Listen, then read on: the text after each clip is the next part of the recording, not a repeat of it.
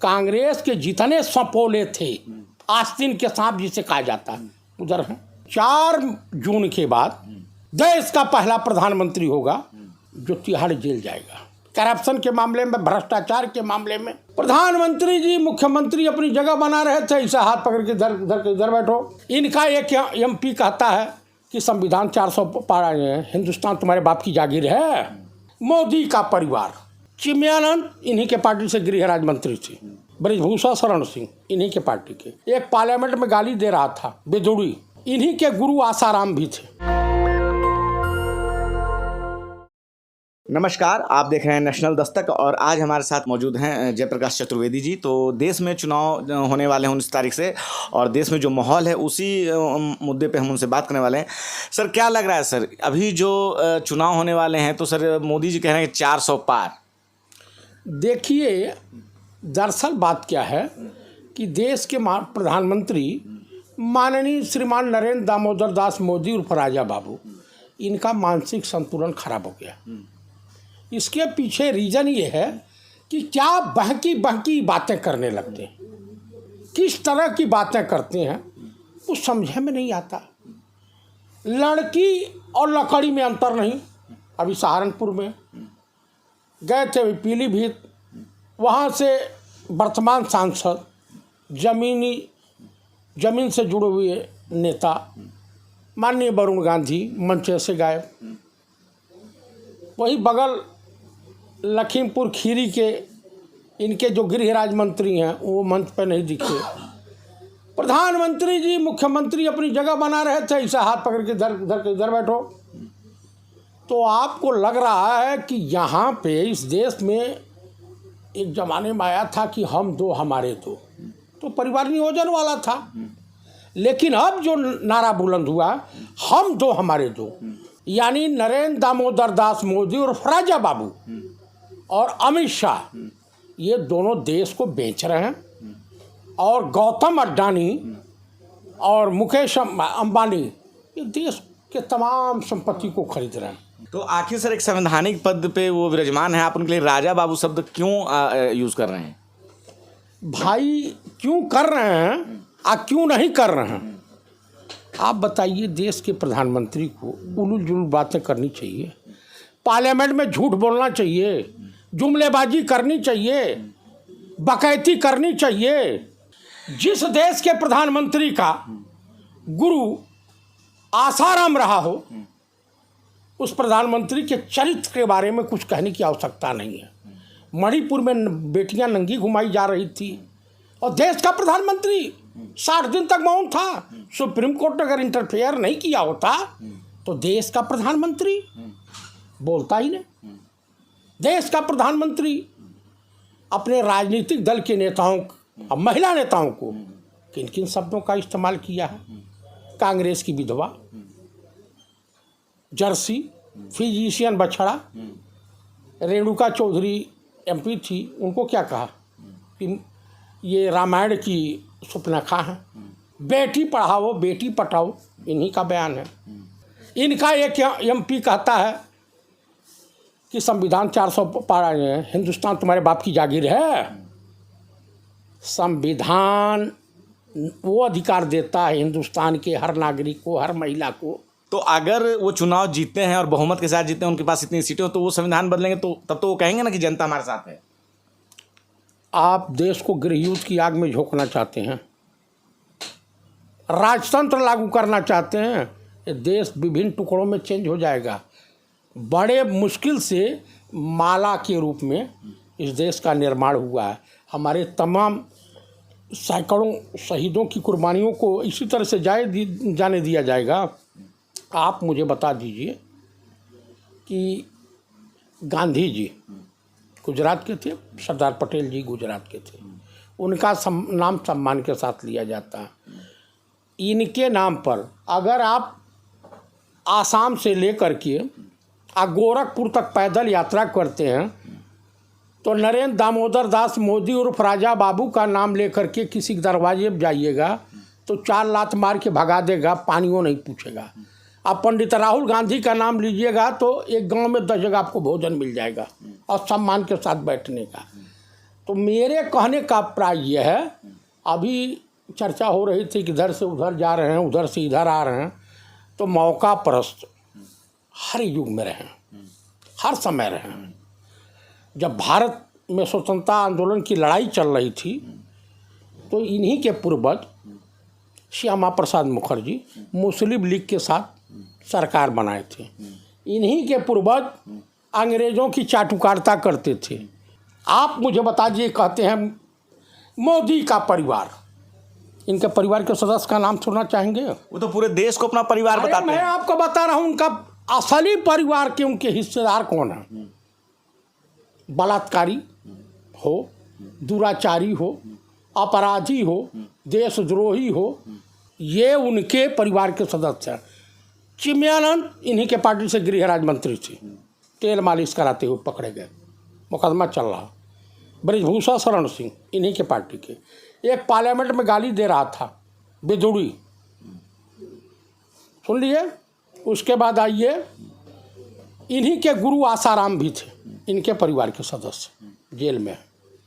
आप, मैं बता दूं, इनके परिवार के मुख्यमंत्री हैं जो संभाले नहीं। डबल इंजन जानते हैं कब लगता है? जब इंजन कमज़ोर हो जाता है तब डबल इंजन लगता है, एक इंजन ढो नहीं पाता है।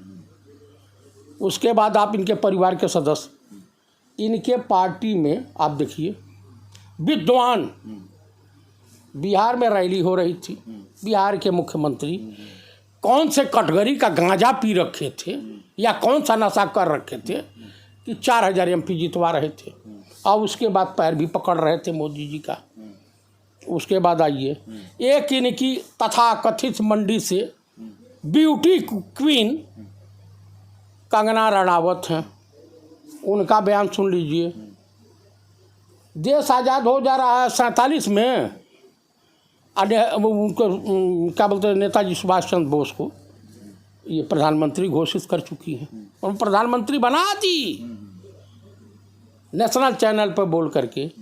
और रही गोदी मीडिया के पत्रकारों की, तो ये तो माशाल्लाह है, चाहे वो अंजना मोदी हो, चित्रा अग्रवाल हो, श्वेता सिंह हो, तिहाड़ी चौधरी हो, अमीश देवगन हो, गजेड़ी दीपक चौरसिया हो, अमन चोपड़ा हो, एक हो फेक न्यूज़ चलाने वाला, और का नाम है आर भारत वाला, का नाम है उसका हो, आर भारत का अर्णव गोस्वामी हो। ये लोग पब्लिक के हत्थे चढ़ जाएंगे तब पब्लिक इन लोगों का कचूमर बना देगी। अभी आप देख रहे हैं गुजरात में कितना विद्रोह है, आप देख रहे हैं कि अभी पहले चरण का चुनाव होना है, 19 को वोटिंग है। बीजेपी आज संग ही कोई ओरिजिनल नहीं रह गया है। आज जो गए हैं उनकी दशा सुन लीजिए। गद्दार परिवार के ज्योतिरादित्य सिंधिया को देख लीजिए, एक चुनाव हारेंगे जितिन प्रसाद। उसके बाद आ जाइए, कांग्रेस के जितने सपोले थे, आस्तीन के सांप जिसे कहा जाता है, उधर हैं। तो इन लोग देखिए कुछ ऐसे होता है। अभी एक गौरव वल्लभ भी थे, बड़ा विद्वान, सनातन धर्म के जन्मदाता, अपने आप को राम से बड़ी मोहब्बत थी उनकी, पता नहीं अपने बाप दादा से मोहब्बत रही होगी या नहीं। 2 जगह से वो चुनाव लड़े, दोनों जगह से हार गए।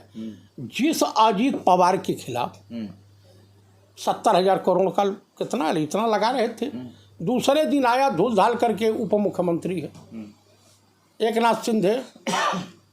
कांग्रेस का सबसे भ्रष्ट नेता जिसे कहा जाता है, आसाम का मुख्यमंत्री हेमंत बिस्वा शर्मा है कि नहीं, तमाम इस तरह के। तो भाई जो इस तरह का होगा वो तो शरणम गच्छामी होगा। लेकिन 4 जून के बाद देश का पहला प्रधानमंत्री होगा जो तिहाड़ जेल जाएगा, करप्शन के मामले में, भ्रष्टाचार के मामले में। सर, पिछले 10 साल में मोदी का कहना है कि हमने कई योजनाएं चलाई है जिससे देश का विकास हुआ है, देश के युवाओं का विकास हुआ है, रोजगार मिला है, महिलाओं के लिए जो है बहुत सारी योजनाएं चलाई हैं, ठीक है, स्किल डेवलपमेंट इंडिया चला है, प्रधानमंत्री मुद्रा योजना है, प्रधानमंत्री आवास योजना है। तो उनका कहना है कि इसमें बहुत ही स्पीड से काम हुआ है और देश जो है काफ़ी विकसित अवस्था में पहुँचा है और देश का जो है विदेशों में डंका बज रहा है। हाँ, डंका तो बज ही रहा है, इतना डंका बज रहा है कि कई सौ एकड़ ज़मीन, कई हज़ार एकड़ ज़मीन चाइना कब्जा कर लिया, डंका बज रहा है। जिस देश का प्रधानमंत्री विमान की दलाली करने के लिए, वो अनिल अंबानी को सौदा दिलवाने के लिए पहुंच जा रहा हो, जिस प्रधानमंत्री के खिलाफ या उनके तमाम चेलों के खिलाफ अमेरिका में जांच शुरू हो गई हो, डंका तो बज ही रहा है। देश का कहीं विकास नहीं हुआ। अभी निर्मला सीतारमण के पति देव ने अर्थशास्त्री हैं, उन्होंने साफ शब्दों में कहा कि दोबारा ये सत्ता में आ जाएगा तो देश कंगाल हो जाएगा, देश टूट जाएगा, बिखर जाएगा। इसलिए मैं आपके चैनल के मार्फत देशवासियों से अनुरोध करता हूँ, युवाओं से अनुरोध करता हूँ, महिलाओं से अनुरोध करता हूँ, किसानों से अनुरोध करता हूँ, कृपया इंडिया गठबंधन के साथ, पंडित राहुल गांधी के साथ कंधे से कंधा मिला करके इंडिया गठबंधन का सहयोग करें और मानवता के दुश्मन का सत्यानाश करें। एक आखिरी सवाल सर कि पिछले 10 सालों से जो विपक्ष है उन पर लगातार प्रहार कर रहा है, लेकिन जब चुनाव होते हैं तो रिजल्ट कुछ और होता है, इस पे क्या कहेंगे? ऐसा है, चीफ इलेक्शन कमिश्नर, चुनाव आयोग, ED, CBI, NIA, income tax और चुनाव आयोग ने कहा कि भाई भाजपा को हम बाहर से समर्थन देंगे, अंदर से नहीं। गठबंधन होगा लेकिन गुपचुप तरीके से होगा। तो है, लेकिन इस तरह का होने की संभावना नहीं है। ईवीएम मशीनें तोड़ी जाएंगी बूथ स्तर पर।